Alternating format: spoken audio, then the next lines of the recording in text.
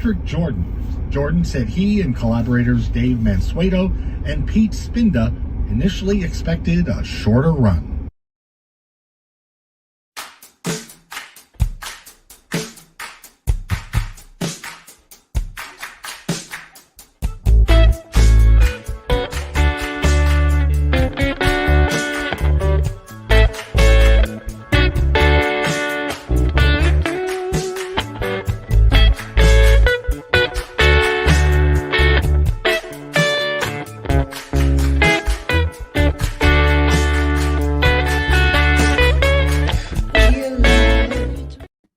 Hey, what's going on, everybody?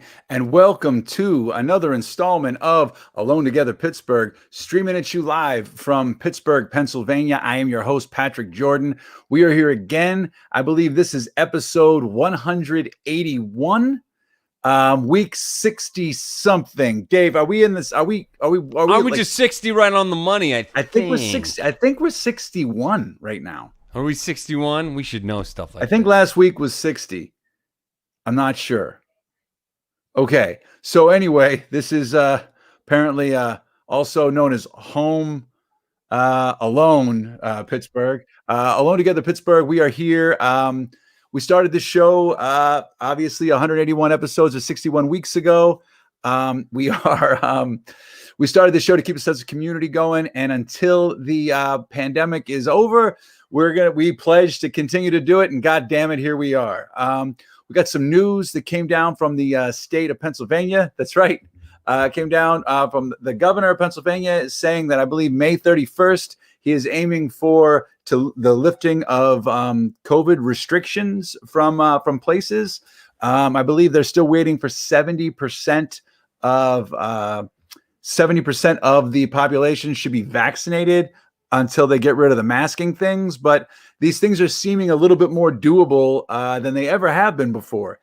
So thank you to that. There are still cases of COVID-19 obviously happening. I'm going to look those up in a minute. But before I do that, I want to tell you guys we got a fantastic show lined up tonight.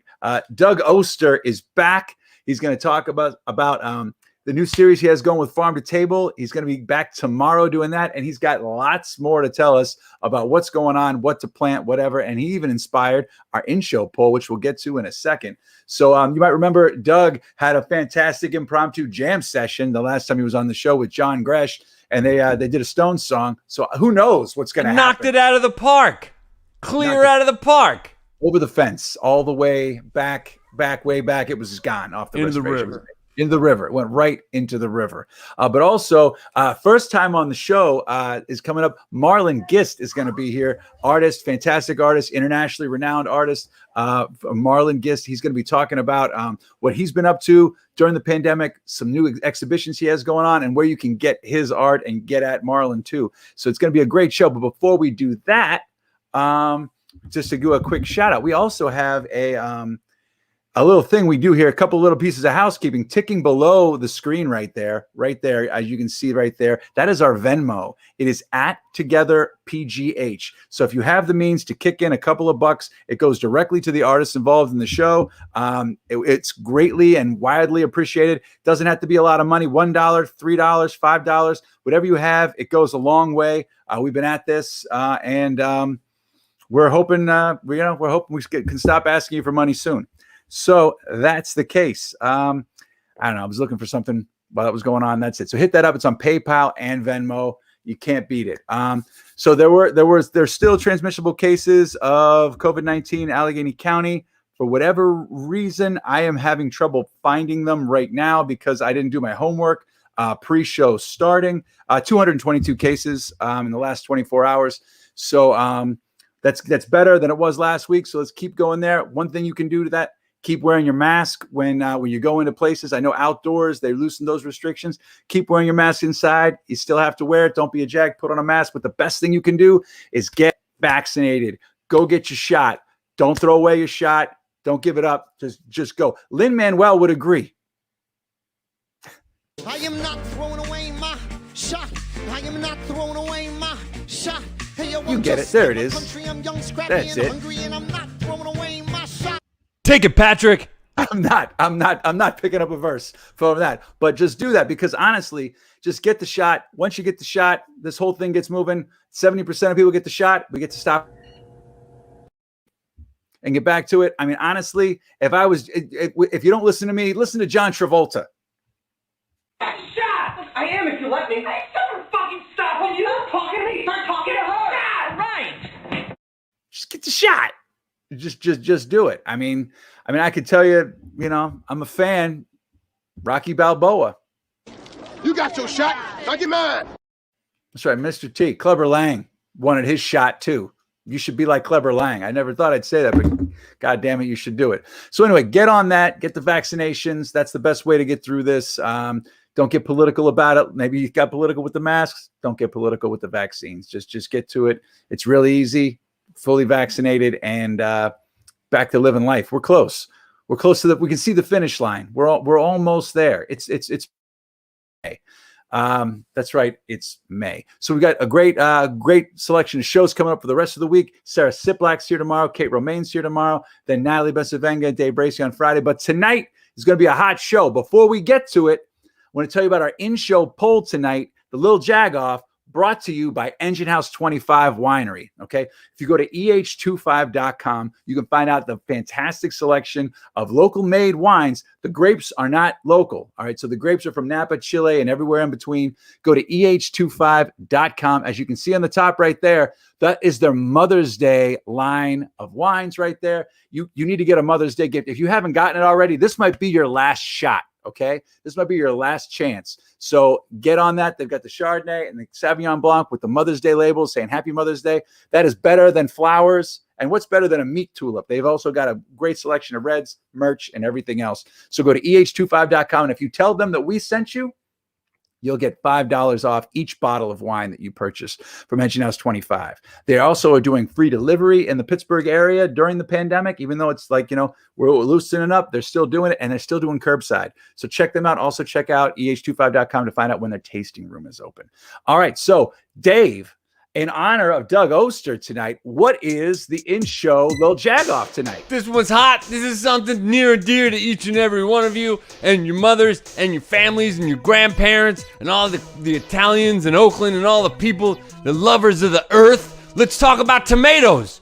What's your favorite tomato? It's tomato time. Hey, everybody, tomato time. Do you want to get yourself a plum tomato, a cherry tomato, a beefsteak tomato? You got to pick. You can only have one. We're going to axe the other two. We're going to take them out in the back. We're going to take them out where all your favorite animals go when they go to Rainbow Road. But otherwise, you got one tomato to pick. Cherry, beefsteak, plum. If you pick wrong, Doug is going to yell at you and tell you how bad of a person you are. This is very important stuff. It's tomatoes. Patrick, how do you choose? I don't know how I choose, but I'm just curious why it's only like old Italian men from Oakland. Maybe it was just my experience, but they used to pay us to jar the tomatoes, to peel and jar the tomatoes. You know what I mean? It's a beautiful. I know thing. what you're talking about. I thought I'd call you out because I knew what the answer was. Yeah, so that's why right across the street, Semple Street, right across from our neighbors. You know what I mean? They would yell at us when we had parties, and they'd pay us to jar the tomatoes. I remember Semple Street well. Yeah, that is a fond memory. Where do you fall on this, Dave? Me? I would have to say I like a beefsteak just because it I don't know.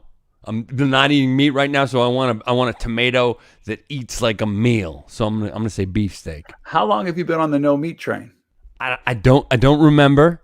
I've lost track of time, much like many other people out there. So it could have been a year, could have been 3 months. Who cares at this point? But you know what I mean. The tomato's gonna get me through, and it's gonna be beefsteak for me. What about you? I think I'm gonna have to go beefsteak of these three. But I mean, a sauce tomato. Who doesn't like sauce? You know what I mean? I hate sauce. All right, Gloopy. Let me ask you a question, Gloopy Boomer. Where do you fall in these? I mean, you're a tomato guy. You like to grow them. I mean, this is like no contest. I think beefsteak is going to run away with it. Okay. All right. I mean, cherries are fun sometimes, but I mean, do you like a beefsteak like in something, or do you like just slice that thing up, put a piece of cheese on, salted, baby, salted. Yeah, eat it like an apple. A little oil, a little salt, or on a sandwich, just a beefsteak sandwich. Nothing but mayonnaise. You don't even need the T, just the B. Yeah, just the B. No, just the T and the L. All right. No, it's already running away B. with it. It's beefsteak's knocking the pants off the other tomatoes. All right. But well, we got to wait so long before the beefsteaks are going to be ready too. They're usually not ready till what, like July? We're gonna ask Doug. August. We're gonna have Doug here right after Marlon, and we're gonna find out. He's gonna choose the winner here. But everybody likes sauce. Sauce. I know you're doing the vegan thing, right? Are you doing like the no gluten thing too? Like you don't want. Oh no, bread it's all to dip gluten. Okay, yeah. Are you eating all the time? Are you so Dave? You're not vegan, Dave? You're just not eating meat, right? No, yeah, I couldn't do without cheese. So you cheese? Are you doing eggs? No, I can't eat eggs. Okay. I love eggs. I respect them. I don't eat them. So you're all cheeses. Every day, basically, I just wake up, it's cheese. I'm on an all cheese diet right now, and I need a tomato to balance it out a little bit. So it's going to be a beefsteak. Yeah. Are you doing nuts? Oh, you bet. Oh yeah, but only nuts that have been made into vegan cheeses because it's an all cheese thing. It's got to be cheese. Cheese or nothing. Cheese or Pete, bust. Okay, Pete. What about you? I'm doing all vegan. No, I don't have cheese. I had a little bit of cheese twice in the past 6 months. Did it rock your world? It was okay. I wasn't blown away by it. Okay. I'm really into the cashew cheeses. I mean, there's a lot of cashew cheese suppliers around the city that are great. Like B52 and Allegro Hearth have like a great, like almost like a cream cheese. Onion Maiden's got this they sell like these bricks of cashew cheese that you can like slice Those are delicious. Yeah. Nice. So I mean, All right. just wherever I can get it. SPAC This has what- a good cheese. Spirit has a great cashew cheese they put on their pizzas. I mean, there's just This is why I'm glad I just genuinely ask you guys questions, and it takes us down these roads, and I find out new things. This is great. it's too easy to be vegan in Pittsburgh anymore. I feel like it's almost like So it's not trendy enough. You want to like get rid of that and do something even more hardcore, like just water. no, but I mean, I remember like trying to go vegetarian and vegan like 15 years ago, and there were very few options for restaurants. French to go fries. to. I mean, there was a Quiet Storm, and that was like in Zenith, and that was about it. Now Quiet there's Storm like was- everywhere you can. Quiet Storm was great. I had a friend who was vegan and was a straight up like, I mean, as close to an alcoholic as you could be, but like he would take beer to the Quiet Storm Yeah, and just drink all day and smoke and just eat nothing but vegan food. yeah, it was BYOB. It was great. Yeah, that was. I remember that place. People loved it, swore by it. Yeah, I People mean, who it, came it was a through venue Pittsburgh, too. yeah. A lot of great shows played there too. The O was a big vegan spot. R.I.P. The O for the man, French again. fries. The French fries, because French fries are big with vegans. It's true. Mrs. M wants to know if IKEA has a cashew cheese as well. Ooh, I don't know. I don't think so. Okay.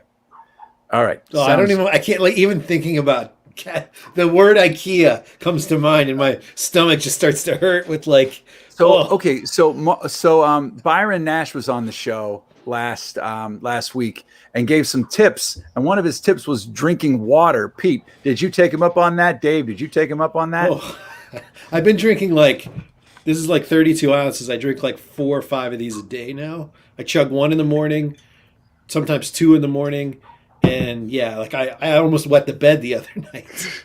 Almost, Pete. It was close. It was close.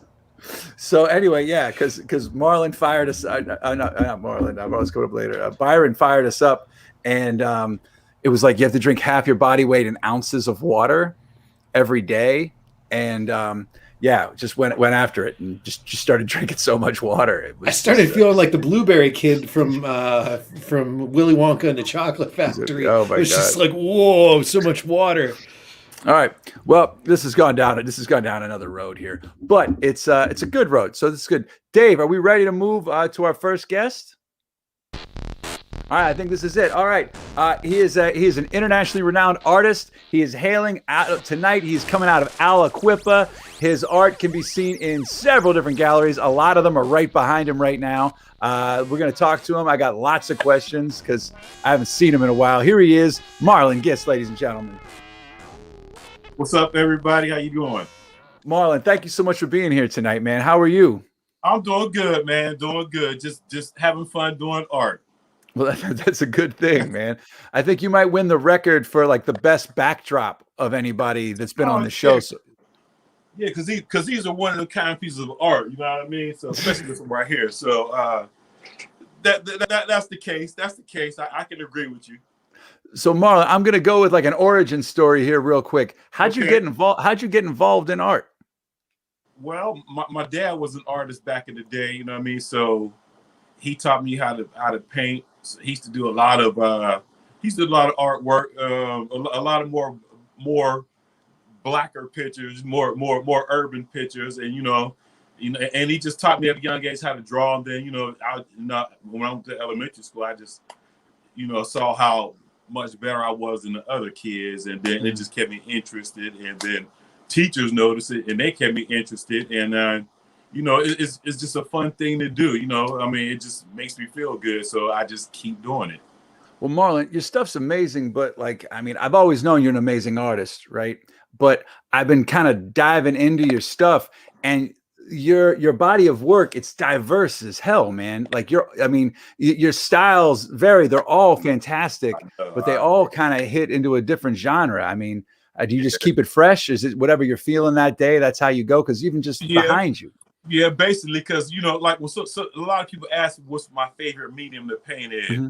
and I tell them it's whatever I got in my hand at that time. You know what I mean? If I have pencils in my hand right now, I love pencils. If I have oil paint in my hand, I love oils. You know what I mean? So I try to master everything.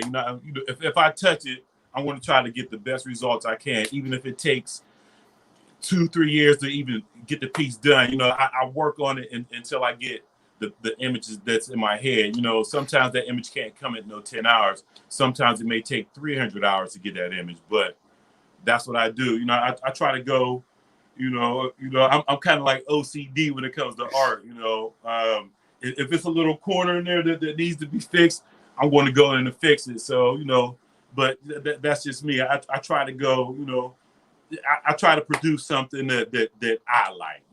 I'm not trying to compare myself to any other artist. I just do what I do, and hopefully people like it.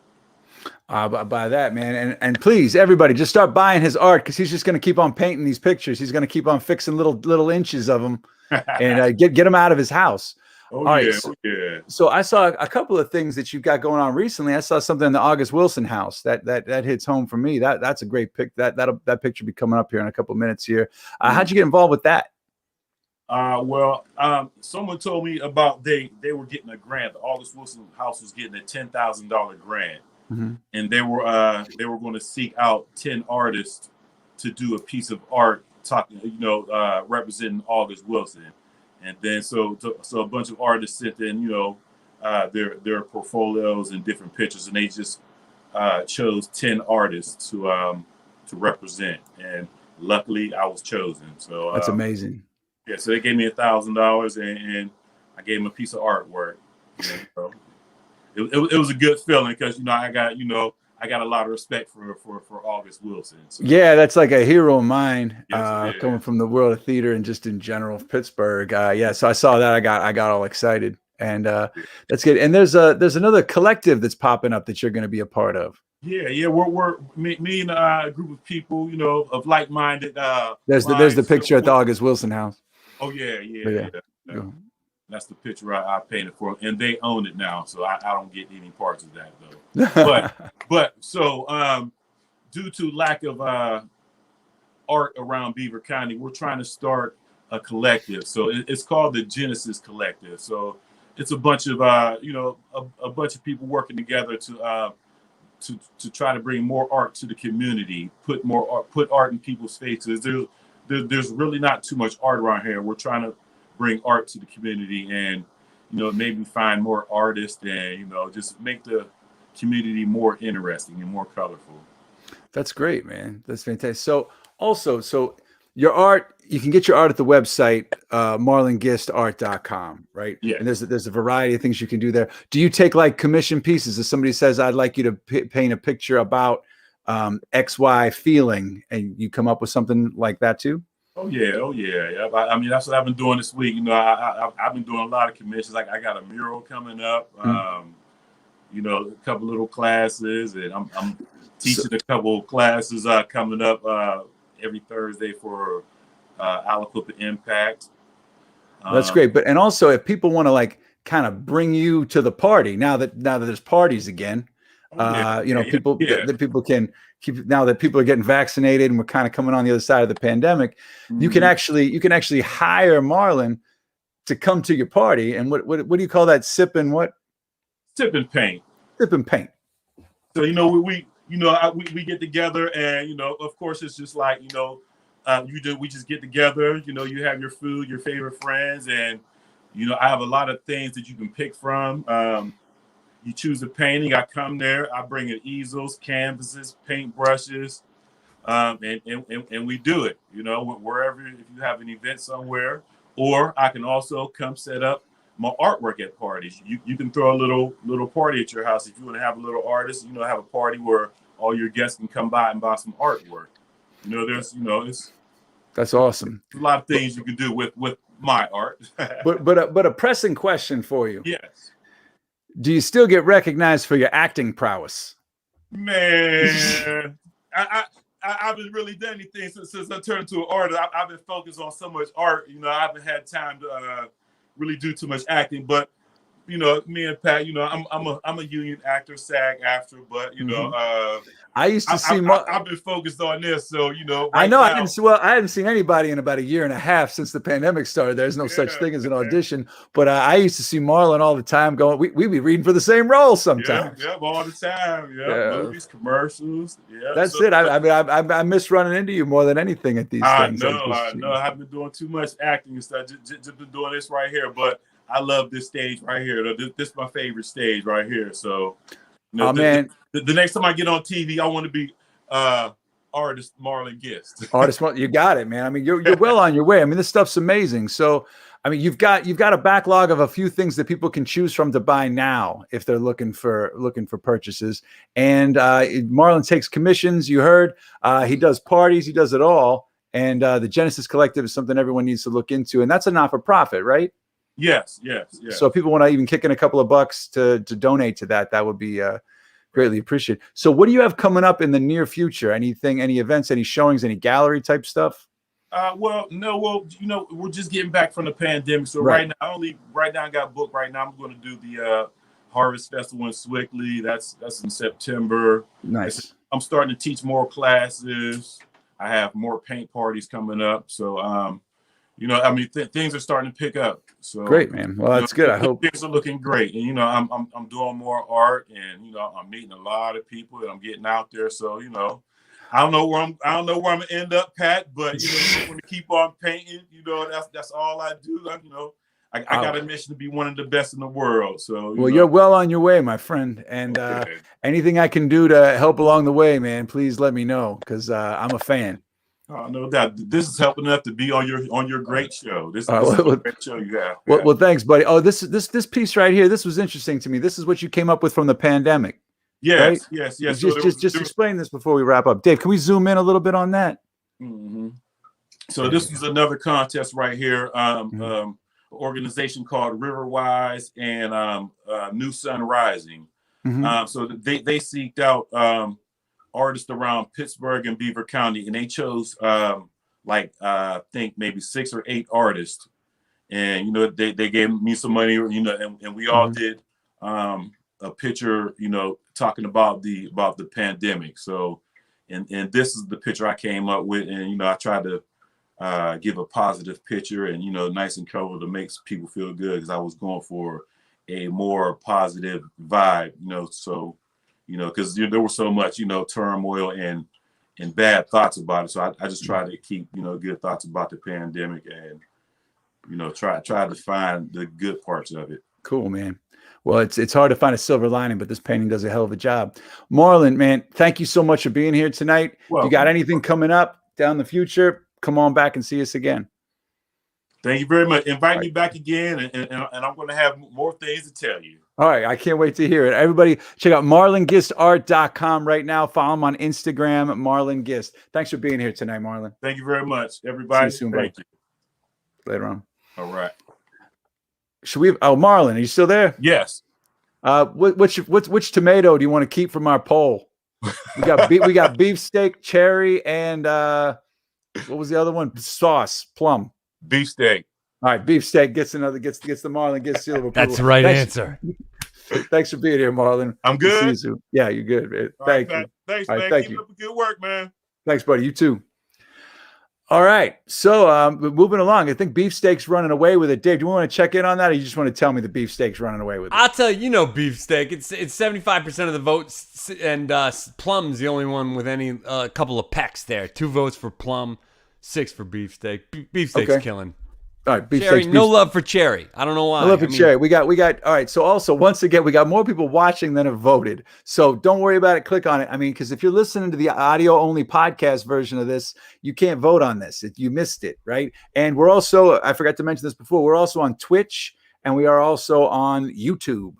So you can check this show if for whatever reason we get some copyright infringement and Facebook shuts us down. You can flip over to Twitch or YouTube, and we will be there. All right. Speaking of that, let's move things along here right now. It's Wednesday night, so we have a Buy Fresh, Buy Local segment brought to you from Farm to Table, PA. They sponsor this great thing every week on Wednesday. You find out more from Farm to Table about what's going on. We talk to farmers. We talk to different people, different brokers, everything about how to keep it fresh and keep it local. And if you go to farmtotable.pa.com right now, you can find out everything you need about getting some CSAs and where the farmers markets and more are. But right now, we have the guru of all things planting. Here he is. He's back again by popular demand. We have Doug Oster here to break some knowledge on us and tell us about what we're doing wrong and what we have been doing wrong our whole lives.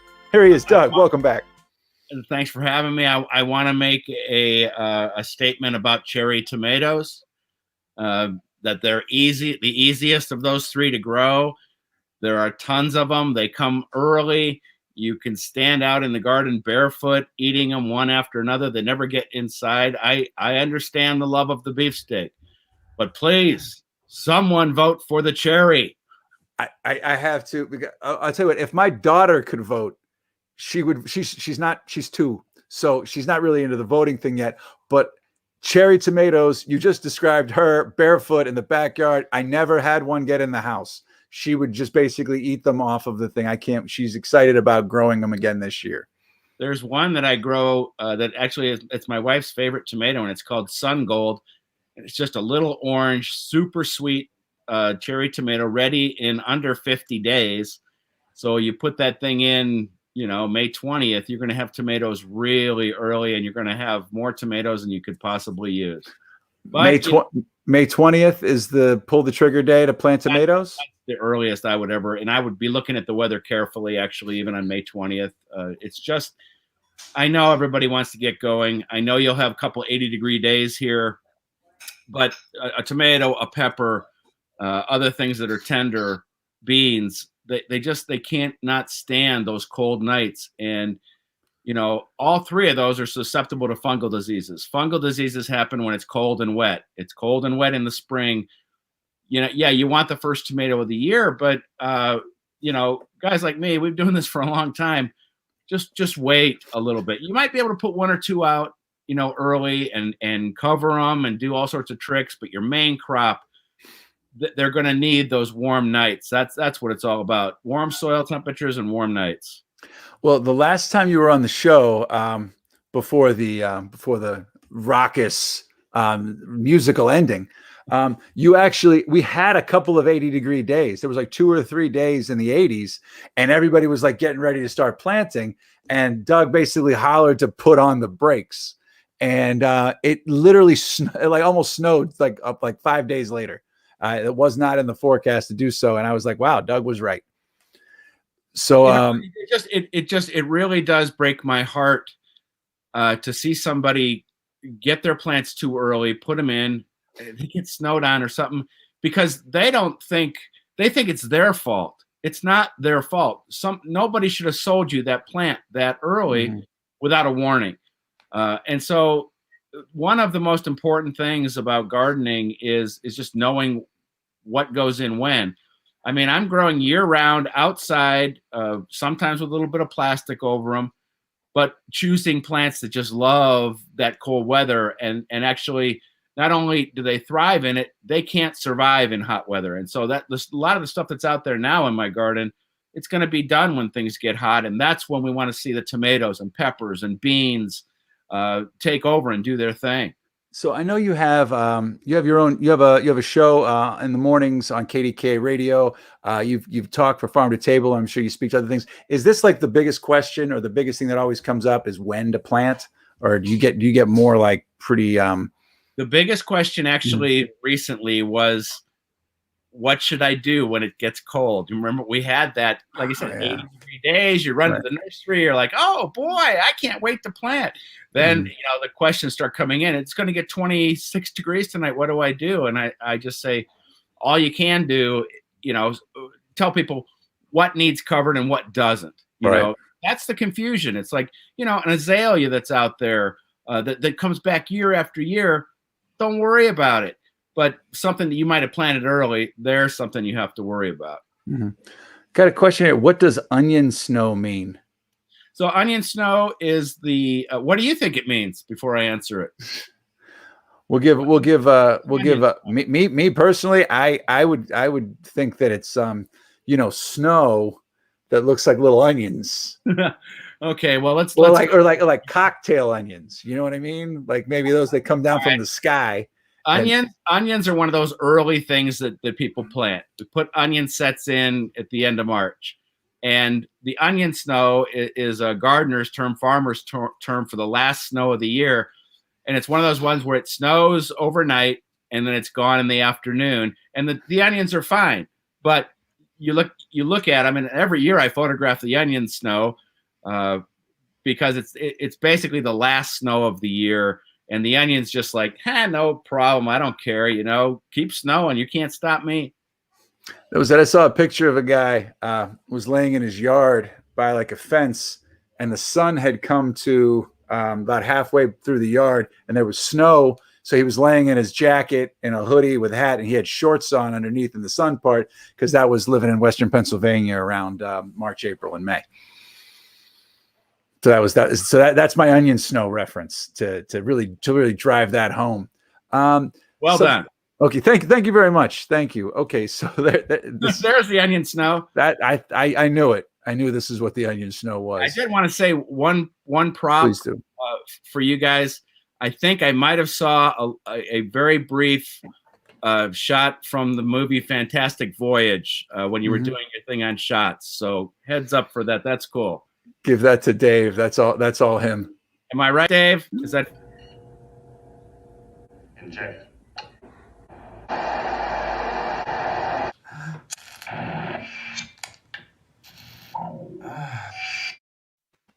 I love it. You guys are kindred. I'm telling you. This is always nobody gets Raquel Welch. It's a good flick. Nobody gets excited about my Rocky references, but this one gets the shine. Although I will say that was a pretty cool reference, the Rocky one. So there you go.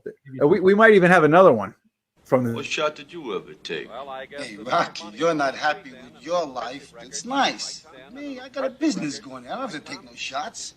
No one having gone more than 12 rounds with him, and that was Jake Dale. Took that up your business. You're so insulted about it. Want me to take a shot? All right. I'll take a shot. Anyway, so you're back on doing the Farm to Table Thursday talks. Yeah, this is so much fun. First off, I appreciate Farm to Table Western Pennsylvania making these classes possible, because it's just a free gardening class. I got four in a row here on Thursdays at 4:30. You just sign up, come on virtually. We do them. And the first one is Organic Gardening 101. And I've been talking about organic gardening for 30 years now. It's really become so super popular. And that when I first started to talk about organic gardening, people were like, huh? Like, well, why wouldn't I do this? Why wouldn't I? And then now it's like, you don't have to say why.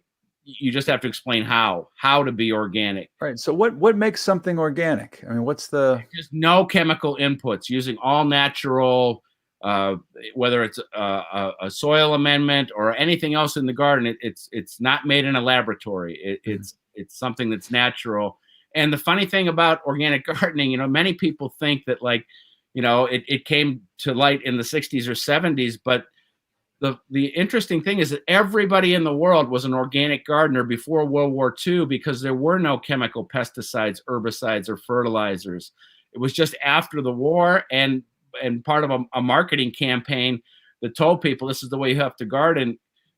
When I started gardening, I was growing cabbage, and there's a problem with cabbage called cabbage worms. They're really a pain. They're little green worms, and they eat everything.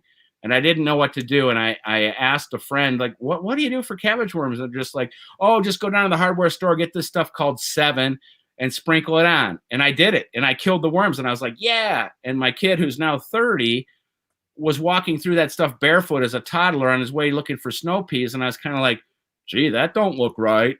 And I didn't know what 7 was. I didn't want to know what 7 was. And how bad could it be? I got it at the hardware store, and I looked at the back of that packet. Mm-hmm. And I was like, oh my God, this is a nerve toxin. Oh, and God. that was my epiphany. And that's how these changes happen. It's usually epiphanies for parents, grandparents, that sort of thing. And I thought that by doing that, by not using those chemicals, that everything would explode and I'd have all these bugs and diseases and stuff. But it didn't work out that way. Nature really does make this great balance. And the real key to growing anything, and we've talked about this before when I've been on, is improving the soil. We've got shale or clay. That's it right now. And things don't like to grow in shale and clay. So when you just buy a bag of compost or a truck bed of compost, make your own compost, you add that to the planting hole, and that gives you that great start. When I put that broad spectrum pesticide down, I accomplished what I wanted to accomplish. I killed the bad bug, but I wasn't looking at the whole picture. I was killing the good bugs and all my soil life underneath. Those things help us garden. And so when I stopped all that, it was actually became easier to garden because I had all those microbes down below and earthworms. And I had all the good bugs eating the bad bugs. I don't have to spray anything in my garden anymore. And that's all I do is garden. And so, and it has to look good. I'm making videos all the time. I don't have to spray anything because nature is taking care of the garden. All right. Speaking of which, I didn't take pictures. I should have. Okay. I was covered with dandelions in my backyard. Right. I actually heard this before we got on the show, and I was going to chastise you about it, but go ahead. I ate them. I washed them. Yeah. Yes. Yes, dude. Yeah, of course. I was thinking because of you. Oh, man, that is the best news. This is true. News. Now, I think what I'm going to do is I'm going to do it again on the next round, right? I'm no chemicals or anything on the lawn or anything. On the next round, I had a lot, right? So I washed them, took care of it. It did taste good. It was interesting. I think I want to mix it in with some other greens, and just because it was a little overpowering. But yeah. I did eat it, and I did feel good about myself. I have one little trick for you this time of the year. Cut those dandelions, anyone you're going to eat, down to the ground, and now what comes back up from that will be more tender, less bitter. Oh. If you could eat the ones that you just picked recently, you are going to love the fresh ones that come up there. I put those dandelions, and people think you're crazy, but I put them on the sides of my garden beds because, again, the better the soil is, the more tender and the sweeter those greens are going to be. And if you don't let them flower, which I don't, and you're just cutting that foliage off, and that's a great idea to throw those into a mix. Real quick, a friend of mine used to have a greenhouse up north where he was producing greens for the fancy restaurants down here in Pittsburgh.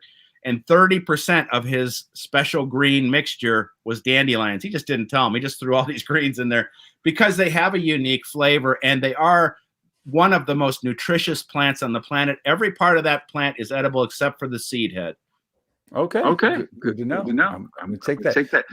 Now Pete Spinda, he actually took some pictures of what he's got going on since you were here last. Pete.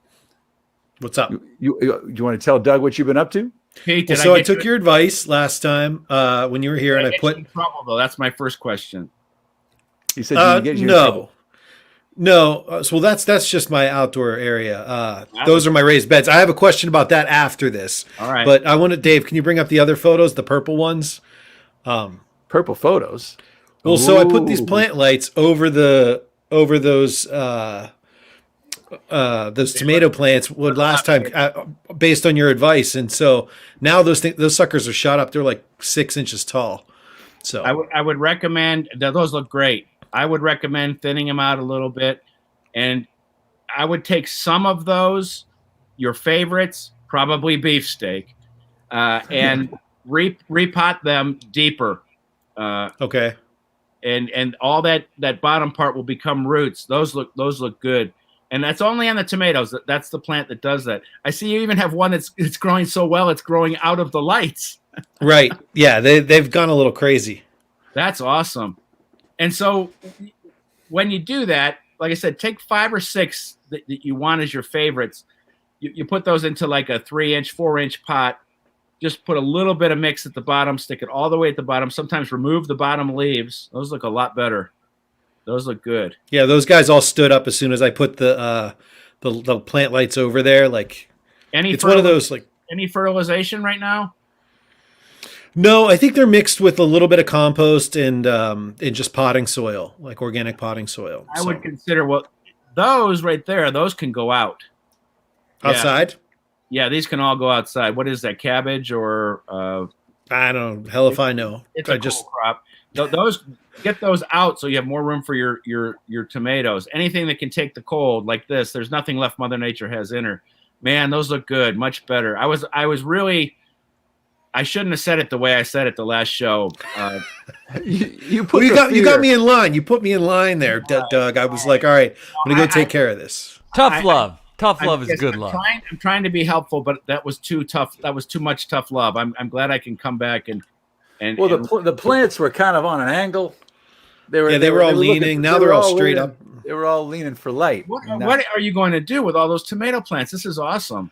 Well, David, can you go to the outside photo? Let's go to the raised bed photo. The raised bed photos. So if you look at the raised bed photos, here we go. So we've got six raised beds, and then the big raised bed in the back, which is kind of four additional raised beds. So, I've got all that area to fill. So think about this: to use those raised beds the best you can. Take the biggest plants, probably tomatoes, and use them in the center. And then any kind of vining crop, like a cucumber or a pumpkin or something like that, use those on the outsides. Let them ramble so they're not taking up that important space on the inside. Okay. Where you could do your peppers and your cole crops or whatever that was, cabbage. And it would be every container, no matter what size. The center is the thriller. Next to that is the filler, and the edges is the spiller. That also applies to vegetables, and that'll give you the best use of that space because that dirt looks phenomenal. That's. I know that you said last year how great your garden did, and that's so. I just got compost. So it was the thriller, the filler, the thriller, the filler, and the spiller. Yeah. Sounds like a fight card or something. Right. Oh yeah. So I got actually compost from the Stanton Heights Community Compost. My friend Mike Sturgis runs. Went over and helped him turn. He's got tons of. So there's a lot of worms in there. Lately, I've noticed the past couple of days, the robins seem to think that this is a buffet for them, because a lot of earthworms in there. But yeah, so I got about. I think he gave me like 15 5-gallon buckets worth of compost. So. I threw it in there and I turned everything up and raked it out. Organic bird feeding station. Yep. Sure, your seriously, neighbors are thrilled. It's crazy how many birds they just like sit there and just dive bomb, grab a worm, gone. You can't get all those tomatoes in there. Where are they going to go? We did it last year. I don't know. We also have pots too. We also have like a bunch of pots. So what about the distancing of tomato plants? Here's just a gentle suggestion: is not to use quite as many tomatoes in each one of these areas. You really need 3 feet minimum between full-size plants, just because you want. Again, this is a plant that gets fungal problems no matter what, and so if you got a little space between them, the air can get through them, and it's better cultural practice for the tomato because you're gonna with that beautiful compost. You're gonna get a plant that's gonna be 6-8 feet tall, and certainly 3 to 4 feet wide, and just filled with tomatoes. And then give all those extra tomatoes to all your gardening friends, like me. Yeah, like these guys that are in there. I got to talk to my wife. I have no power in the giveaway here. Like I have to. It's all on her. I'm just saying. Look at. I think you'll be more successful, and I know you were very successful last year, but by using a few less tomatoes, giving them the space they need to really let them do their thing, and I think it's going to be pretty spectacular because it looks great. So I have a question for you. Speaking of what we're going to do with the tomatoes. So last year, my wife was talking about putting. We have where I took the photo from was like an upper deck. We were talking about putting the tomatoes in 5-gallon buckets on the upper deck and letting them cascade over the side of the deck, the railing. My only concern is the size of the container. We talked about this before, Patrick, with the blossom end rot. Right.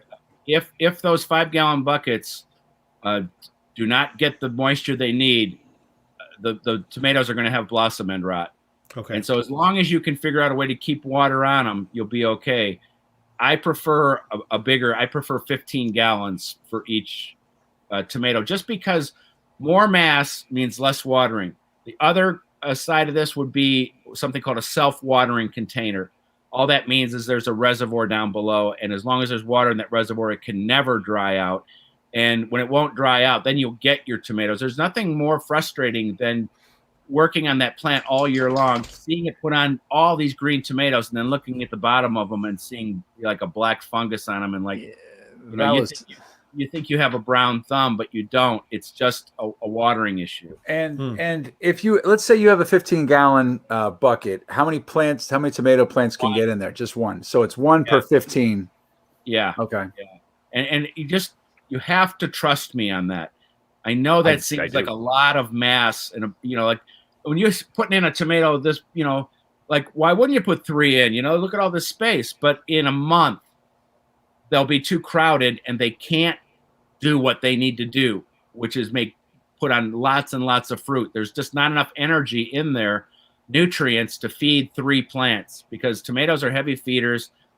Like I said, in a 15-gallon container, they're going to cover that whole thing. And then, cascading down is a great way to do it, because actually the tomatoes actually use energy to grow up. You know how often we grow them on stakes, we grow them in cages, but in the wild, they just grow on the ground. The downside on growing on the ground is the slugs. And so cascading down off the deck sounds perfect. That's where I would say cherry tomatoes. I would love to see Pete, you have this beautiful rain of orange and red and yellow cherry tomatoes there. And you get a vote for cherry tomato yet? And we got 2 votes for cherry tomato. I knew I'd get a couple of them. But Pete, talking to you about the garden is like talking to the vice president about foreign policy. Where's the president of the garden when I'm coming on here? Yes, this is true. We need to have relate everything I say, and it's like the old telephone game. Well, what did Doug say? He said something about Thriller in Manila or something. I don't know. Listen, no, I told her last time, and she was like, "Yeah, maybe. I don't know." We talked about putting the lights up, and then I just did it, and then she was like, "Oh, they're looking really good." So she waters them and maintains them. I just kind of the reason that she's not on here is plausible deniability. So there's always there's a buffer there right now. We never have to have the exact answer. So it can be Pete's got the out. I'm excited to see how it goes this summer for you. So how far, if they're gonna spill over the, how far? I mean, how much space do you think a normal plant would need? Let's say you have one plant, 15-gallon bucket, compost or whatever, and instead of putting in 6 feet, at least 6 feet down. But it wouldn't matter if they went down 3 foot and just started sprawling onto the ground. That's okay too. Let them do what they're going to do. But I think that's a great idea, and I've seen it used as like an ornamental trick, like, oh my gosh, those are tomatoes. Those are beautiful. Nice. Okay. All right. Well. And so when would you put tomatoes in the ground? Because we're getting kind of almost to that point, right? No. May 20th. May 20th. Where were you about 10 minutes ago? I'm just saying it's like May 6th, right? Right? Today's May 5th, May 6th. We were talking about this before. What were you going over and telling your wife little things about the garden and what she asked? That was the entire first 10 minutes of our segment. Tomatoes, though. Tomatoes, like May 20th at the earliest, please. All right. Let me just say it real quick again. They cannot stand cold soil, cold air temperatures. They cannot stand to be below 50 degrees air temperature, and I promise you, between now and May 20th, we will get way below 50 degrees at night. Now that's not going to kill the plant, but it's not going to be happy. Right. Tomatoes are susceptible to fungal diseases. Fungal diseases are at their peak when it's cold and wet. Now we don't see it on the plant when it's cold and wet. It manifests itself when it gets hot and humid, and all of a sudden the bottom leaves are falling off, and like, what did I do? Yeah, and it's going to go below 50 every night for the next 2 weeks. Right. I know. That's what I was going to also say too. Is like it's supposed to be in the 50s the next couple days. So it's going to be 39, 45, 37, 35, 43. That's the next experiment though with a couple plants, not your main crop, and give them some protection. Take one of those. Okay, go ahead. I'm sorry. No, it's okay. No, it's okay. No, we can go for a little bit here. I was just gonna say, what time are your is the farm to table talks? I do those classes every Thursday at 4:30. You can find the information at the Farm to Table from Western Pennsylvania website, on my website, absolutely free. And I'm going to teach you how to be a great organic gardener. And I'm hoping that Pete's wife might sign up, but you never know. She's busy. She's got like 12 jobs. I have to schedule time in with her. So Pete, you got to have your It's priority. like the movie Psycho. You got to have your priority. Gardening is the #1 priority. Hey, Right. do you know any need for a lot of bamboo? I've got a friend here on the show who's got a lot of bamboo in his backyard. I'm very sorry for you because you'll never get rid of it. That's the worst thing you could ever put in your garden. And somebody gave me some and said, "Oh, don't worry about it. It's a clumping variety. It doesn't spread." And now it's 50 yards away into the vegetable garden, and I cut it down. And if you start digging, you'll make more. And it's actually, if you want to get rid of your bamboo, cut it to the ground, and they have a torch weeder that runs on gas that you can burn those roots. If there's nothing else in there, that's the only way you're ever going to get rid of bamboo. I thought Dave was starting a blow dart company. That's why he was. Pittsburgh blow darts. Well, Doug, I love it every time you're on the show, man. You're a wealth of information, and everybody. Again, your show on KDK on the weekends is at what time? Sunday morning, 7 a.m. If I have to get up, you should have to get up too. Get up with painful. Doug. Figure that out, and seriously cash in on this Thursday night thing with Farm to Table. This is where it's at. Aaron Hart actually chimed in about the 5-gallon buckets right before you mentioned the 5-gallon buckets. So she wanted to say, great minds think alike. Thank you, Aaron Hart. Thank you, Farm to Table. And we have come to the end of the show, which means, Dave, who won the tomato off? Everybody knows. Everybody wins. Well, beefsteak, okay, but 20% of the vote went to the cherry tomatoes, and had my daughter got in there, boom, she would have got another one too. So cherry tomato, I think that's probably what we're going to grow this year. So I just want to quickly address the elephant in the room. Dave, can you come back on the screen for a second? You notice the light is on for Dave? This is the first time in a long time. Dave, the light's been on in that room. Oh gosh, he just got blown out. His back monitor wasn't turned on. It seems like Dave might have left his house for a couple of days. He didn't know what it meant to come back. There you go. That's better. Anyway, there we go. We'll it down. I apologize to anyone that we don't have a musical ending like we did last week last time Doug was here, but maybe next time. Thank you all very much. Check Doug out tomorrow, and we'll be back tomorrow 8:00 with Kate Romaine talking about what Kate ate, and Sarah Siplak talking about the new podcast she launched. So it's going to be a fantastic show tomorrow night. Thank you all for everything, and we will see you soon. Stay safe. Go get that shot. Bye, everybody. Peace. Take the shot! Take the shot!